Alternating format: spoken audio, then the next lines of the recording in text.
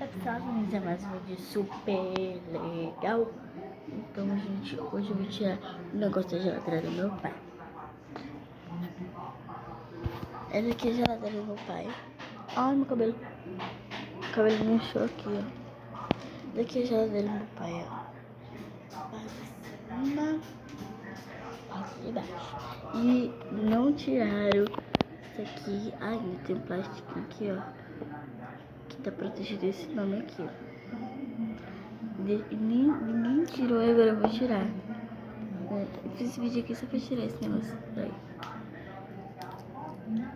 Ai, precisa de satisfatório tirar esse negócio aqui.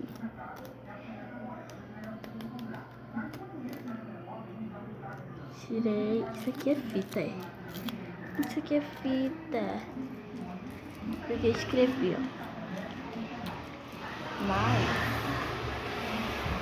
meu pai comprou ontem essa geladeira e ela tem 1,50 m. E tem 1,40 m. Muito difícil, cara. Não fica grudando. É fita. Eu tenho um negócio aqui grudando, ó. Deixa eu mostrar por dentro pra vocês. Pera aí. Tem esse negócio aqui de colocar bebida, não sei o que. Isso aqui é o negócio de colocar óleos. Bonitinho, porta-óleos.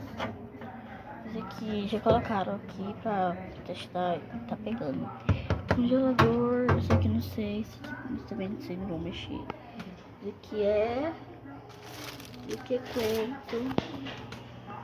Esse aqui é macaxê. Esse aqui é caralho, esse aqui é macaxê. Não sei como é que abre esse negócio aqui. Não sei se é por aqui, esse é por aqui. Porque aqui tá fechado aqui. Por aqui. Não sei como é que abre, então eu vou deixar assim mesmo. Assim por dentro. E assim por fora. Assim por trás, porque não dá pra ver assim direito. Aqui não liguem, tá? Foi esse vídeo, espero que vocês tenham gostado. Se gostou, deixa o like, se inscreva no canal, vai pra cima pra ver de novo. E tchau!